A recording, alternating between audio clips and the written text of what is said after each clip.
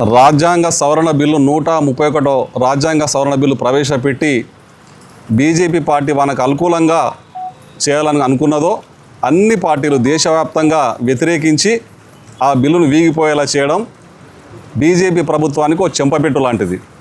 దీంట్లో మహిళా బిల్లును డీలిమిటేషన్తో ముడిపెట్టి ఆ రెండు బిల్లులను కలిపి సెన్సెస్ కూడా కలుపుకొని చేసుకోవాలని చెప్పి ఒక దురుద్దేశంతో, దీనిలో దురుద్దేశం అని ఎందుకంటున్నానంటే ఇప్పుడున్నటువంటి సెన్సెస్లో మొట్టమొదట రేవంత్ రెడ్డి గారు ఏదైతే కులగణన చేపట్టినరో ఆ విధంగా దేశమంతా కులగణన చేపట్టి దాని తర్వాతనే మహిళా బిల్లు కానీ డీలిమిటేషన్ బిల్లు ఓకే చేయాలనేది కాంగ్రెస్ ప్రభుత్వం నుంచి వస్తున్నటువంటి వాదన అన్ని పార్టీల నుంచి, అఖిలపక్షం నుంచి, అన్ని పార్టీల నుంచి. కానీ ఆదరబాదరగా ఏదైతే నోటి మాటగా సీట్లు 50% పెంచుతున్నామని చెప్పి నోటి మాటగా చెప్పి ఆదరబాదరగా దేశం మొత్తం మీద ఈ చర్చలకు కూడా అవకాశం లేకుండా, అఖిలపక్ష మీటింగ్ పెట్టకుండా, అన్ని పార్టీలను అడగకుండా ఒక కుట్రపూరితంగా నార్త్ ఏదైతే ఉందో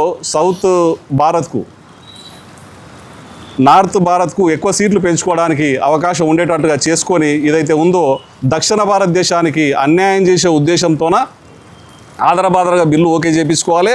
ఈ డీలిమిటేషన్ను ఈ మహిళా బిల్లును లింకు పెడితేనే కానీ వీళ్ళందరూ ఒప్పుకోరని లోన కుట్ర చేసుకొని ఏదైతే చేయడం ఉందో దాన్ని పూర్తి యావత్ దేశం మొత్తం వ్యతిరేకిస్తూ ఉంది. దాంట్లో భాగంగానే అఖిలపక్ష పార్టీలు కానీ, ప్రజా సంఘాలు కానీ దీంట్లో ఒక చర్చ జరగాలి. వీళ్ళు చేసినటువంటి కుట్రలను ప్రజలకు తెలియజేయాలి. రాబోయే కాలంలో వీళ్ళ కుట్రపూరితమైనటువంటి ఇటువంటి చర్యలను ప్రతి ఒక్క చిన్న గ్రామానికి కూడా ఇది వెళ్ళాలి. మనకు జరుగుతున్న అన్యాయాన్ని గొంతెచ్చి చాటాలనే ఉద్దేశంతోన ఈ యొక్క బిల్లులను మనం ఏదైతే డీలిమిటేషన్ బిల్లును, మహిళా బిల్లును సపరేట్గా పెట్టి ఉంటే గినా కాంగ్రెస్ పార్టీ 2023లోనే ఏ విధంగా అయితే మద్దతు తెలిపిందో మహిళా బిల్లుకు, ఇప్పుడు కూడా మహిళా బిల్లుకు మద్దతు తెలిపి డీలిమిటేషన్ బిల్లులో చర్చ చేసిన తర్వాత ప్రతి ఒక్క అంశం మీద కూడా అఖిలపక్షాల మీటింగ్ పెట్టిన తర్వాతనే పెట్టింటే బాగుండేది అనేది దేశం మొత్తం యావత్తు యొక్క బాధ. దాంట్లో కూడా ఈ యొక్క దక్షిణ భారతదేశానికి అన్యాయం జరుగుతుందని చెప్పి వాళ్ళందరూ కూడా దీన్ని గొంతెచ్చి చాటుతూ ఉన్నారు. కానీ ఏదేం పట్టించుకోకుండా మొట్టమొదటిసారి మేమేం చెప్పినా నడుస్తుంది, మేమేం చేసినా చెల్లుతుందన్న ధోరణితోన వాళ్ళు బిల్లు ప్రవేశపెట్టడానికి ప్రయత్నం చేసి విఫలమైనరు. ఇది చెంపపెట్టు లాంటిది బీజేపీ ప్రభుత్వానికి. ప్రజలందరూ కూడా దీన్ని అర్థం చేసుకోవాలి.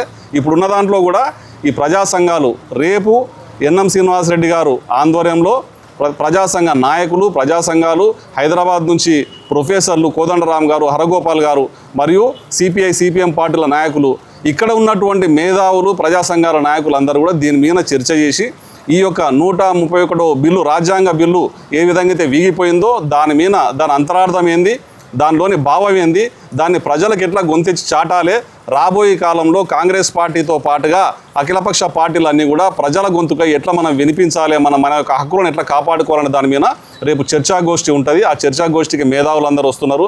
ప్రెస్ మిత్రులు వచ్చి ప్రతి ఒక్క అంశాన్ని కూడా ప్రజల్లోకి తీసుకుపోయి గ్రామ స్థాయి నుండి దేశం వరకు భారతదేశం మొత్తం ఈ గొంతుని వినిపిస్తేనే మన దక్షిణ భారతదేశానికి న్యాయం జరిగే విధంగా ఉంటుందని చెప్పి దాని మీద చర్చ నడుస్తుంది. కాబట్టి మీరందరూ ప్రజలు, ప్రజా సంఘాల నాయకులు, రేపు వచ్చే మేధావులందరూ కూడా దీని మీద ఈ చర్చలో పాల్గొని మన గొంతును దేశం మొత్తం వినిపించేలా చేసి గ్రామస్థాయిలో చర్చ జరిగి మన హక్కులను కాపాడుకోవాల్సిన అవసరం ఉందని చెప్పి తెలియజేస్తూ ఉన్నాం. ఈ మీటింగ్ను సక్సెస్ చేయడానికి ఇక్కడ ఉన్నటువంటి ప్రజా సంఘాల నాయకులు కూడా అందరూ హాజరు కావాలి. వారి యొక్క అభిప్రాయాలను షేర్ చేసుకోవాలి.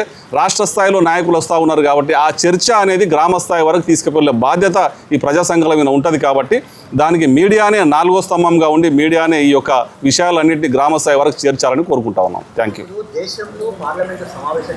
తెలంగాణ రాష్ట్రంలో మొట్టమొదటిసారి రేవంత్ రెడ్డి గారు ఏదైతే ఉందో కులగణన అనేది ఇక్కడనే మన మొత్తం మన ఇండియాలో మొట్టమొదటిసారి రేవంత్ రెడ్డి గారు కులగణన అనే కార్యక్రమాన్ని చేపట్టి ఎవరు ఏ కులంలో వాళ్ళు ఎంతమంది ఉన్నారు అని చెప్పి సెన్సెస్ ఏదైతే ఉందో కులగణనను ఫస్ట్ విజయవంతం చేయడం జరిగింది.